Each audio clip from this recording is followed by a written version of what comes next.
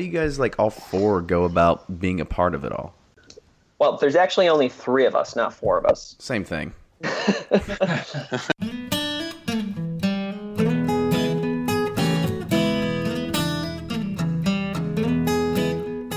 Our Patreon campaign is in full force. Patreon is like crowdfunding, but for supporting your favorite grassroots entertainment. As a special reminder, everyone that pledges in the month of May will get immediate shipment of their Bourbon Pursuit koozie and stickers.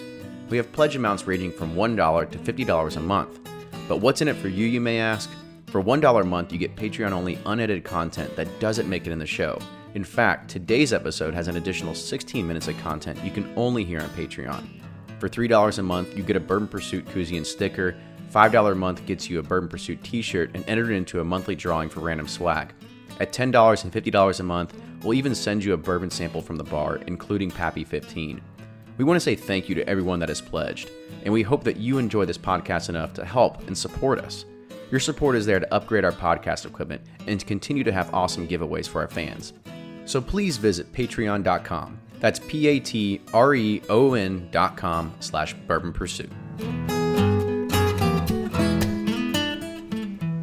Welcome back to another episode of the Bourbon Pursuit podcast. My name is Kenny, and we've got Ryan here today. We've also got some fellas from BreakingBourbon.com. But before we introduce them, Ryan, have you checked out? There was something that came out this past week, and there was yet another E.H. Taylor release that's going to be called 4 Grain. Did you see that come out?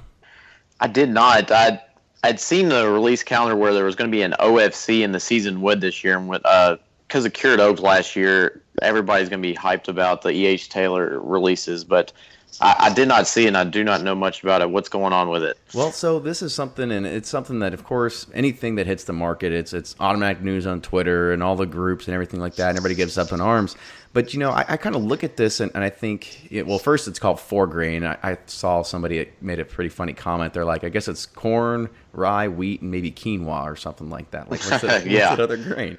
But, they said, is this going to be a dilution of the Taylor legacy? Because if you think about this, Buffalo Trace, we've had Harlan on the show before. There's so many of these experimental releases or these experimental things that they're doing, and they need a label to put underneath, right? And I haven't seen a whole lot of the Buffalo Trace experimental collections come out, and so maybe they're just looking at a way to kind of hype up sales by putting underneath the E.H. Taylor train.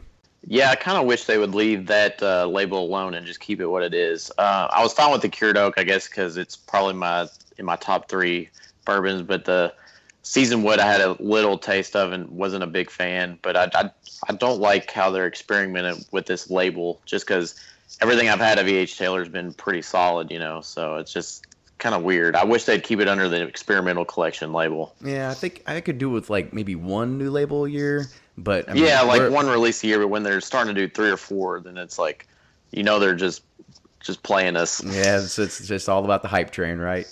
So, exactly. Yeah, so it's a good lead into our guests today. So today we have Jordan, Eric, and Nick. These 3 gentlemen are the authors to BreakingBourbon.com. So, gentlemen, welcome to the show. Thanks for having us. Hi, guys. Good. So this has to be the most people on the podcast we've ever done before. Oh, exactly. We're trying to do 5 all over Skype, so we're going to try our best here. So I guess real quick, so I'll go first. I'll start with you, Jordan. So Jordan, tell us a little bit about your story and how you got into bourbon. Sure, sounds good. I'm sure like many people started off in college, not really knowing what was going on. Got a bottle of Fighting Cock between me and my roommates. Definitely a rough next morning. Then more seriously, when I moved to Louisville after college many years ago, I, like most places, bourbon and Diet Cokes were cheaper than beers in the bar. So you just started doing that. And then slowly the Coke got weaned off. And then it was a lot of ice and that got weaned off. And, before I knew it, it was just Makers or Woodford most of the time. And then slowly started expanding out, a bottle of Basil Hayden, getting into Booker's.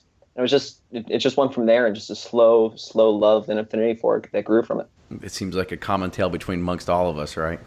Definitely. It's the same progression for everyone. Exactly. So, yeah, Eric and Nick, yourselves?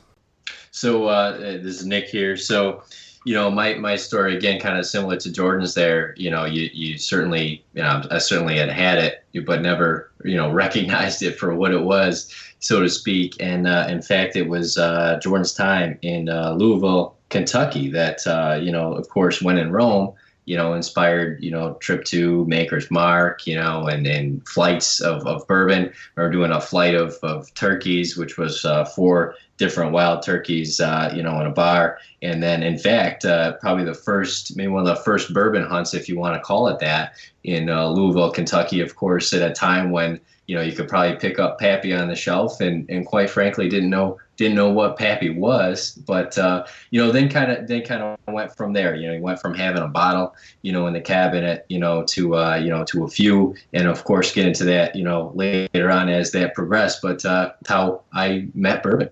And I had a similar story too. I mean, it was all Jordan living in Louisville. They kind of introduced us from in upstate New York around bourbons. It's not part of, society so much so up here.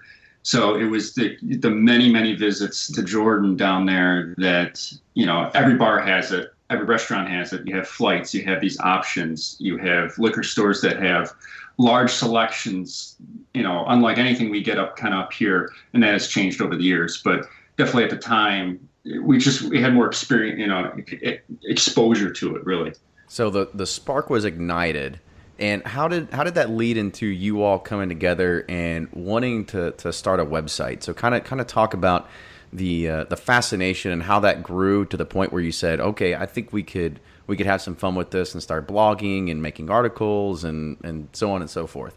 Yeah, so actually the story starts maybe well before that. Is the three of us grew up together in Rochester, New York. Goes as far back as memory serves me. I'm going to guess the second grade since we've been friends. But from that point, this was after college that Jordan was in Louisville, and really put bourbon on the radar, so to speak. And seeing each other only maybe a couple times a year, that had kind of a snowball effect where it went from recognition of bourbon to well, let's buy some new bourbons. Let's bring some bourbons. Let's try some different bourbons every time we get together.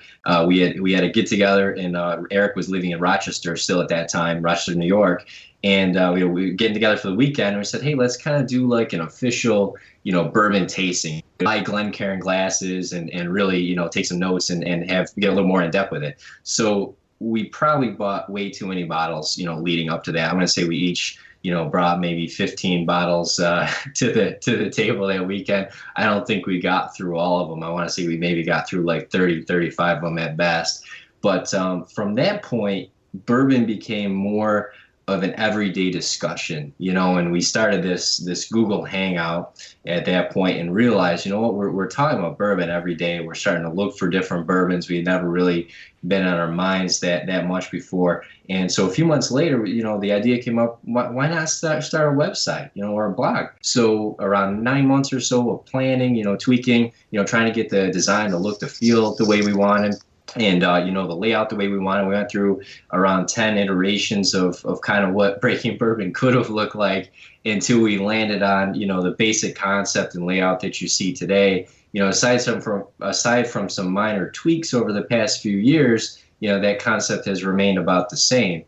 And so now we're at 2 years and bourbon has become very much a daily part of our lives. And it's just been wonderful, and enjoyable to kind of grow with that and experience that. So I guess a good question for you, because I started a blog at one point in my life back in the my tech career. So what was your first article? I'm sorry I didn't look back and kind of look at it, but what was your kind of like hello world in regards to your blog? It's really interesting. So we kind of planned it, right? We wanted to seed the site a little bit. So in order to get the site up and running, we actually had, I want to say, around 20 reviews that we had fully established and well vetted between the three of us before we launched it. And then it wasn't until a few months later that we actually started doing articles on the website. And one of the earliest ones was probably Nick's Bourbon Storage experiment. Right. So we'll talk about that in a little bit, but I think Sure. one of the things that I really like is all the reviews you have, right? Because how many reviews have you all done now? Because it's been a lot. I think we're encroaching. We passed our 100th review, and I think we're coming up on about 125 so far. So with all these, I mean, you guys are going out and you're buying a lot of these bottles, right? So at least it's spread amongst three of you. I couldn't imagine like one person having to go out and buy all these different bottles just to be able to have a sip out of it, right? Nice write-off. It's kind of where the site, kind of came from too. We like to joke about because it justified buying these bottles from our wives. Because now we're buying bottles so we can write about them, and because people like to read about it. So we had readers. So it smoothed it over to a degree, but of course, not completely. Right. We'll try to make up any excuse we can to try to get past on that boat. So I guess a good question for you all, because one thing is, I've showed pictures of my bar before, and I am a diehard Kentucky. I would say 99% of the bottles that I have all come from the great state of Kentucky. But, when I look at your all's reviews, like it's hard to find 100 different bottles, even from the state of Kentucky.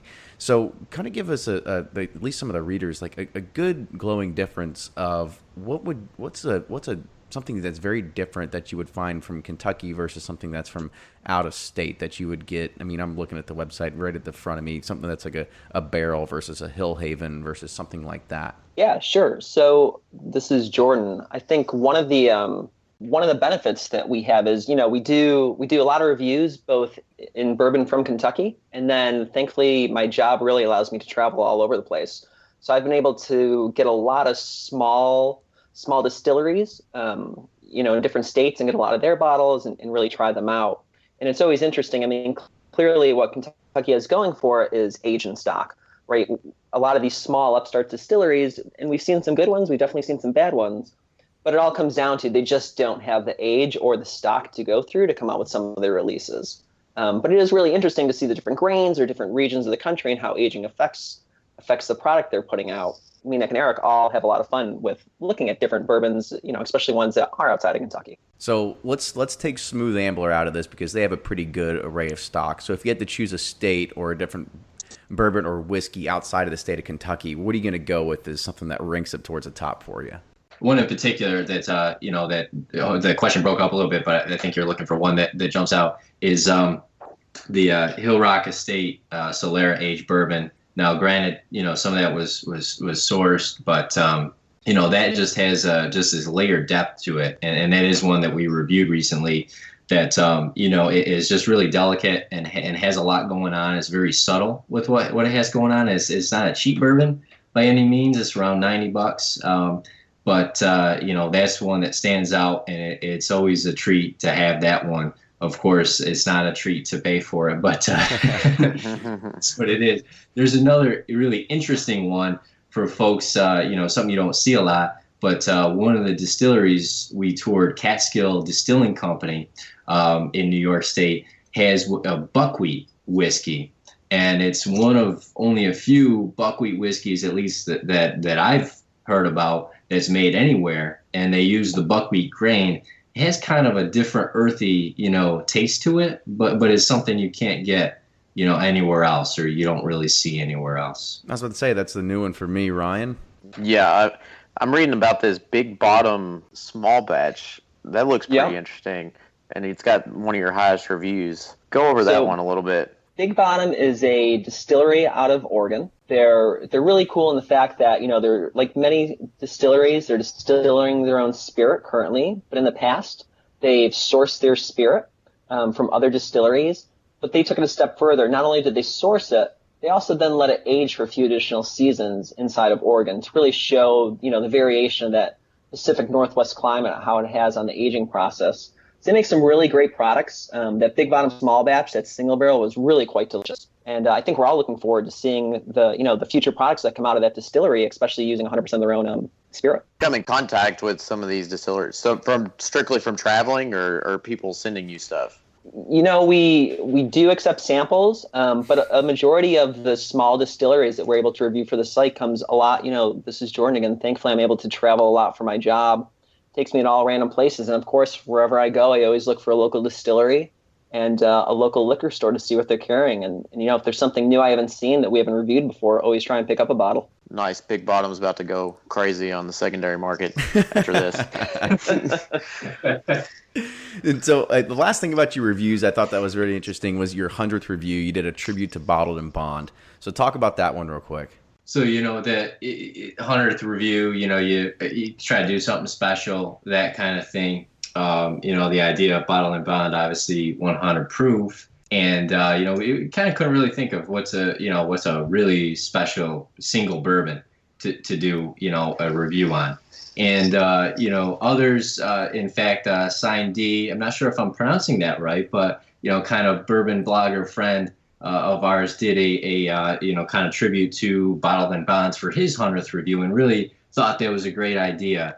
And in fact said, why not do that? The concept basically is, hey, you've got these outstanding bourbons that are oftentimes, low cost, bottom shelf pricing, but not bottom shelf quality, so to speak.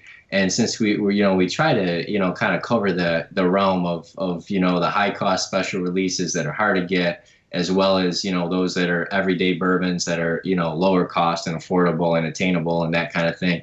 We were kind of also, maybe due for doing a few of those. And, Bottled and Bonds, of course, are a lot of people's favorites and daily drinkers, out there. So, we figure why not dedicate to that? We do hopefully plan on, hitting up the rest of the Bottled and Bonds, or at least as many of them as we can get in the future here. But, that was a fun little month, to do that. That Heaven Hill Bottled and Bonds, 6 year. I know you guys are in Kentucky. Boy, that's a great bourbon to have for $11 right in your backyard. Oh, it is. Definitely. It is. Don't tell anyone. So I guess one more question about the reviews now, because you guys go really in depth in reviews, and this is one thing that I'm not very good at doing, is explaining what I'm drinking. And you guys are you guys like self-taught in the way that you can say, what you're smelling or what you're getting off it and how the taste lingers or anything like that? Or have you had some sort of like training to be able to understand exactly what you're tasting? No, that's just us and our own taste palates, and years of drinking a lot of different bourbons and a lot of different spirits, and slowly just building up our palates that way. I mean, like most things in life, it's, the more experience you get at something, the better you get at it. And Right. Thankfully for us, that means drinking more and more bourbon. Yeah, so professional drinkers, right? That's an easy one.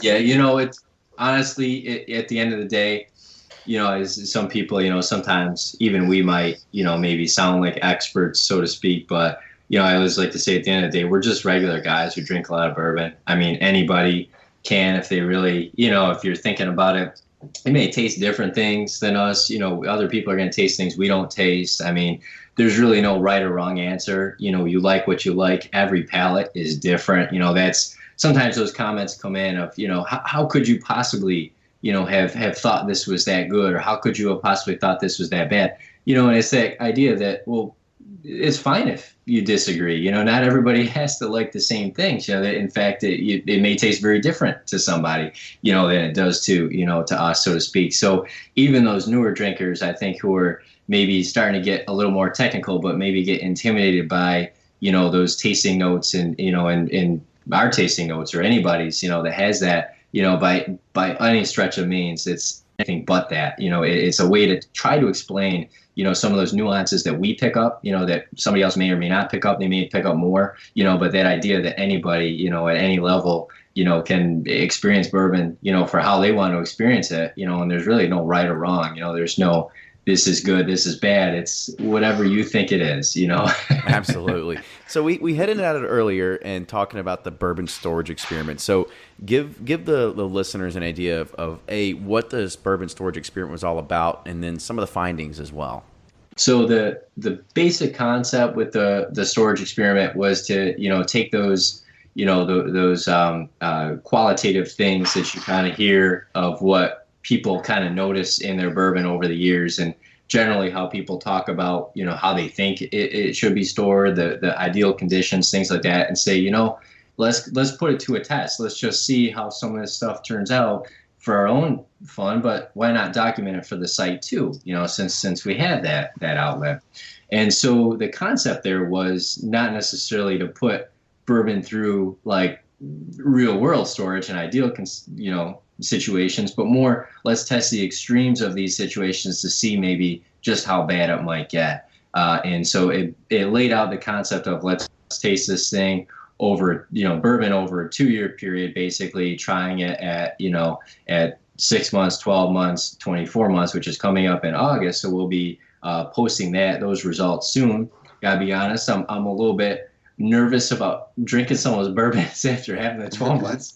But so let's start from the beginning. So what bourbon did you use? So we used Weller Special Reserve, and in fact, pulled it all from the same 175. So going for consistency, and then put that into 2-ounce containers.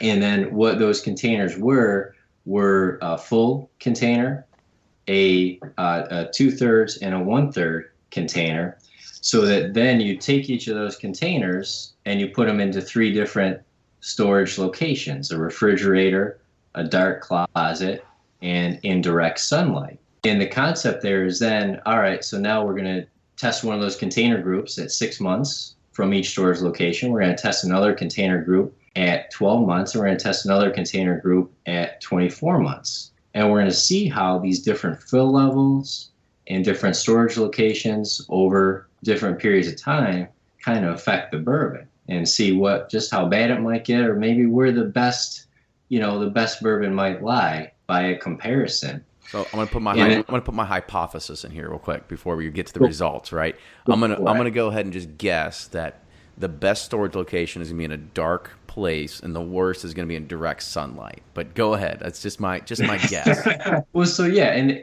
exactly. One of the surprises, though, in doing that was that the bourbon that was the 1/3 fill in the dark closet, and actually the refrigerator too, those 1/3 fills actually tasted quite a bit better than the full fills by comparison at 6 months. So that concept of having the bourbon kind of open and breathing a little bit, you always hear about that. Well, that was really pretty evident, when we tasted them blind, for that 6-month test. Comparing with the sunlight, 6 months didn't really, starting to get kind of bad, definitely noticeable. 12 months, some of them were pretty darn hard to drink. I'll put it that way. I can't remember what the exact tasting note was, but certainly not things you want shitty in bourbon. Yeah, that was basically it. So what do you most anticipated for the 12-month, or sorry, for the 24-month version then? So one of the things that changed between 6 and 12 was that the 1/3 fill started to not be quite as good. So we're anticipating that at 24 months we're going to find that the full fill, the dark closet and possibly the refrigerator too, really pull ahead of those lower fills. And the sunlight, again, it's like, how can it get much worse? Well, it might be able to get worse. Who knows? Also, to know, as this thing's kind of big and broad, and it's easier to look at probably on a screen with the photos than talk about. But we also tested we used an amber bottle to test that in the sun to say, it's kind of funny because bourbon, unlike like beer, for example, they put in clear bottles because you want to see the color, I assume for marketing purpose and so forth. But that doesn't really bode well. The amber bottle, it turns out, really did protect that bourbon to some extent from the sunlight. And in a real world, we've seen liquor stores that have, big windows, and they have some of their best bourbons up, on display in front of those windows. And you start to think, well, that thing's dusty. How long has that been there? Is that really something I want to buy? So it's that, yeah, you probably shouldn't have it in the sun. Yeah, it's best in a dark closet and that, but really that question of how bad does it really get? We'll find out how bad it gets in coming up in August here. It's so interesting because I opened up one of my Pappy 20s back in 2014. It still tastes great. And then after the antique collection hunt this year, I opened up a 2015 William Weller, and as soon as I drank it, I was so disappointed because I hated it because it tasted like a big bag of black licorice, and it's just something that I just didn't like, right? So I put it away, and I came back to it probably 3 months later, and it was completely different, and I love it now. And so I guess there is some truth to what you say on the fill levels, right? But I guess a question that I'll pose to you is that once you open a bottle of bourbon, how long do you think you have until you need to drink it all? That's a great question, and that catapults into what is going to be the follow-up to the storage experiment, which would be a second storage experiment, which is in the works right now, and will launch probably around the time the first one ends. But the basic idea there is, all right, let's kind of filter out the stuff we know you shouldn't do, and let's maybe start looking at stuff that maybe you might really do in a real world. and see how that goes. And I'm not going to give details of that yet because that's still to be launched. But the idea there is to kind of zero in on that question a little bit. As far as that goes, I've always heard 1/3. Once you kind of get to 1/3, maybe it's time to kind of get into a small. Finish it off. Bring your friends over. Send it to us. Just shoot us an email. We'll send you our address. You can forward it on. But it's that idea that it definitely does change. At some points in that change, they might be for the positive, and at some points it might be for the negative. So if you do have those bottles, especially the better bottles that are sitting there for a long time, it's probably not a bad idea to kind of sit them every once in a while and maybe keep an eye or pour them once in a while to see how they're doing, because they can get worse. Exactly. I'm terrible at that. When I have a third left, I'm like, don't drink it whatsoever, because I don't want to get rid of it, because I want to just hang on to it. But I guess I should just drink it. Yeah, I'll tell you, we had on this topic, there was a bottle of Four Roses Private Select barrel proof. In fact, if I remember correctly, the highest proof I've ever seen in a Four Roses single barrel. But it was a bottle Eric had, and he gave me a sample, and this was many years ago, and it was and I just had this jar, this pretty big jar, and he poured me like an ounce, and I forgot about it. And probably like 6 months, 9 months or so went by. So it was pretty much mostly air and then a little bit of bourbon at the bottom. And finally said, I got that Four Roses, give that a shot. And keep in mind, this is high proof, which high proof is supposedly supposed to stand up a little bit better. And when I tell you this was bad, this is like, unlike the storage experiment, this is like sip it, you got to spit it out, you almost throw up kind of bad. So that was bourbon gone really bad. I've heard people say it can't go bad or it won't go bad.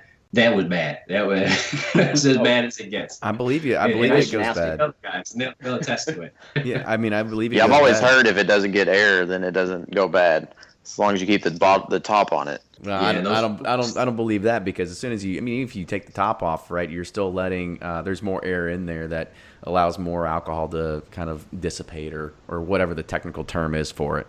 Yeah, that's the oxidation. Certainly your fill level oxidation, and obviously the design of the cork. They dry out. The less bourbon there is in there, the less moisture there may be in a cork. One thing I noticed was keeping empty bottles. For various reasons. I had a bottle of 1792 that was empty. Lo and behold, a few months later, that cork, you just pull that thing in and out of the bottle. So no more moisture left inside the bottle. Didn't keep the cork wet enough to keep a nice seal. So air is the enemy. Maybe it helps a little bit to some extent once you crack it open, and like you said with the Weller. But outside of that, I don't think you really want too much air. So you want to keep a nice tight seal on those bottles. So what we're I gotta start drinking. and start putting them all to work, right? You guys should be drinking now, right? Exactly. Should be. So I guess that's kind of a good segue as we're talking about like good expensive bottles. Let's kind of talk about the release calendar, right? Because that's one of your other most popular articles that you have on your site. Yeah. So I'm not even sure if the other guys, I've never really quite talked about this, so I'm a graphic designer by trade, and when we were, building the site out and that sort of thing, I kind of had this idea to pull together this ongoing list of new releases, because, who doesn't like a list? So I'm a sucker for a list. So actually, you put it on a list, I'm buying it. So years ago, when I was doing like web design, that sort of thing, as a hobby, really when I was a teenager, I was doing a film website as a little side thing, not too unlike Breaking Bourbon here. And at the time, this was in the 90s. There wasn't a lot of sites that were doing release lists for movies, and I started kind of putting it together for movies. And really, at the time, too, before all the superhero movies, you would only get a couple years at the most. So, and that kind of took off there a little bit. But then, as you go to college and, life starts happening, the movie website kind of went under, and I moved on and to other projects and that sort of thing. So when we started doing this website, I kind of brought that same idea back, where it was to keep track of all the new releases that are coming out all the time. There wasn't, it's tough to find that kind of information all in one place, for every new release, at least with bourbon, unlike maybe Scotch and, other spirits. there's a lot coming out, but it's a manageable number to kind of create a list. That's something I can do outside of my regular job. So I guess the first question I'm going to put towards you is, how the hell do you get all this information? Oh, it's it's just constantly keeping an eye out and ear out for this kind of stuff. You know, you're talking to liquor stores, you're talking to people who live in Kentucky, which, you know, they tend to get the information first, you know, and the releases first. You know, social media, all that stuff. You know, a lot of people, you know, especially nowadays with secondary, you know, people buy a bottle, it's up on the, you know, they'll post it, you know, take a picture in the car, it's up on the internet, and then I get an idea, all right, that bottle is on the market, so I can put it, well, I know that bottle is out this month. And that's the other thing with, you know, with the release calendar and with bourbon is it isn't, you know, it comes out maybe in Kentucky, but, you know, say for most of the country, it won't come out for another month or two, you know, especially even, you know, what we see in New York, we're months behind.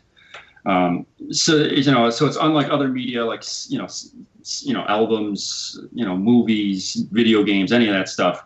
You know, that stuff all kind of comes out on the same release day throughout the country. Bourbon is a little different. You know, states can be months and months behind. So if there's anything that you're looking at, maybe that's outside of the typical like super mega fall release when all the good stuff really starts coming out. But I shouldn't say that. There's good stuff that comes out all year. But I mean, I guess if there's, I'll pose this to each one of you, right? And you can each kind of throw your own favorite out there. So what's something that you're excited about that's not going to be during the regular fall release schedule? That's not B-Tac or Pappy? Basically, yeah.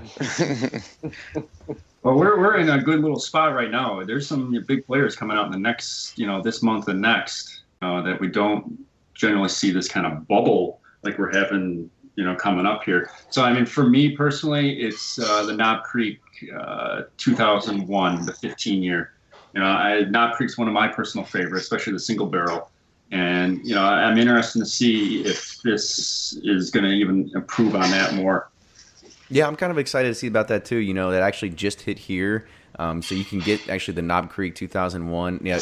Now, everybody that's out there, I know somebody showed me a picture the other day. So there's 3 different batches, and there's over 12,000 bottles on each batch. So it's not like you need to run out real quick and get it. I think there's going to be plenty of them floating around. But it also comes with a high price point. I think almost $150 was retail around here for it. Yeah, and for myself, it's going similar to what Eric said. So it's staying in the Jim Beam family. It's Booker's Rye, right? Another one, a lot of bottles, smaller release than Knob for sure, but that price tag is really astronomical. That being said, still looking forward to seeing, you know, what an aged rye from Jim Beam with a slightly different mash bill tastes like. I'm super excited about that. Yeah, I think you're not going to have any shortage of people that are going to be going ape shit over that bottle, even at $300 a pop. Yeah, I'm pretty excited about that. Honestly, the Wild Turkey Masters Keep decades. You know, curious to see how that's going to taste. You know, the previous few Wild Turkey special releases have been interesting.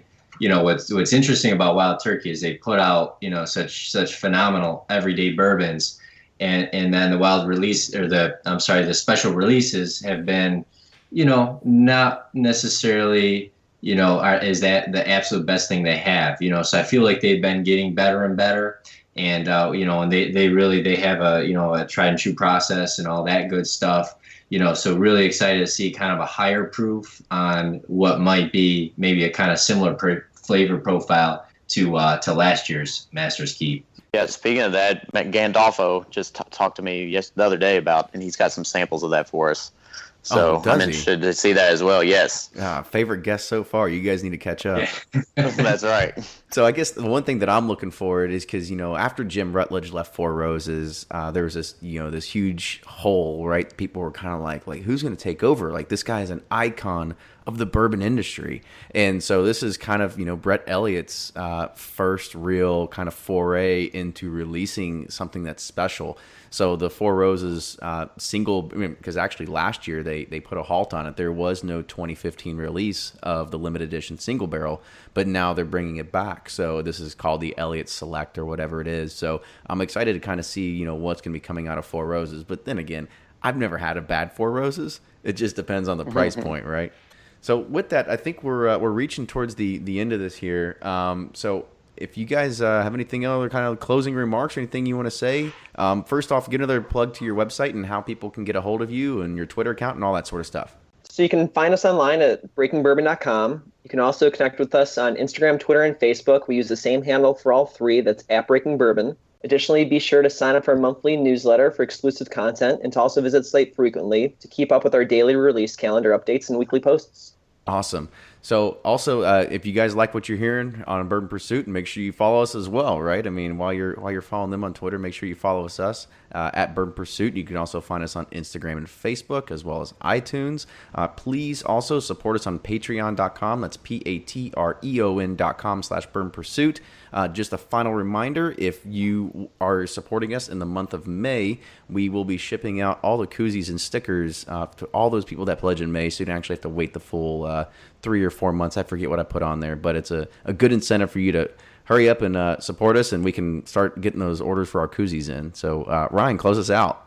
Yeah, and we need more $50 patrons so that Kenny's bourbon collection can dwindle. I think there's 2 of them already. So if anybody that doesn't know that, so he's even on Patreon, there's actually there's a $50 pledge amount, and that means you get a sample of Pappy Van Winkle 15 year that we will ship to you. That's a cheap buy. I mean, hell, if you're in New York, that's probably $100 or more. So yeah, I just appreciate y'all coming on, guys.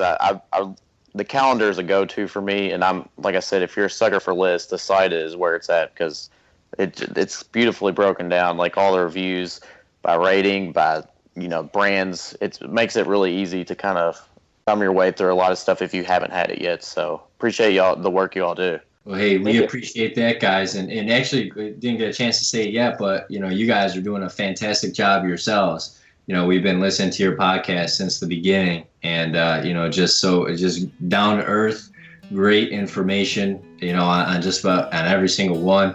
And so certainly, excellent job. Looking forward to hearing more from you guys and seeing that continue. Well, we appreciate it. Thank you so much. Yep. So with that, we will see you all later.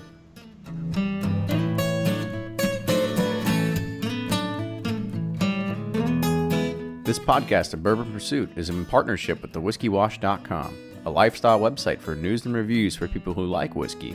And for those who think a life without whiskey has no style, thewhiskeywash.com.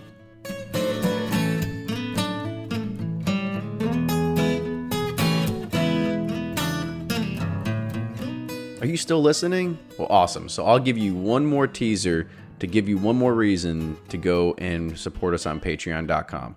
Here's another blooper from today's show. So you guys are BTAC guys, huh? Oh, easily. Kenny is. He's a BTAC junkie. We always call it BTAC, and then we heard somebody say BTAC, and we're like, BTAC? Never heard that before. And then we realized we're like, maybe we're the ones who are kind of strange here. So we actually posed the question on social media a while back, and actually got about 50-50 response. It's kind of funny how some people just picked it up one way, saying it one way, and other people picked it up saying it the other way. That was pretty good, right? Listen to an additional 15 minutes of today's episode at patreon.com. That's patreon.com/Bourbon Pursuit.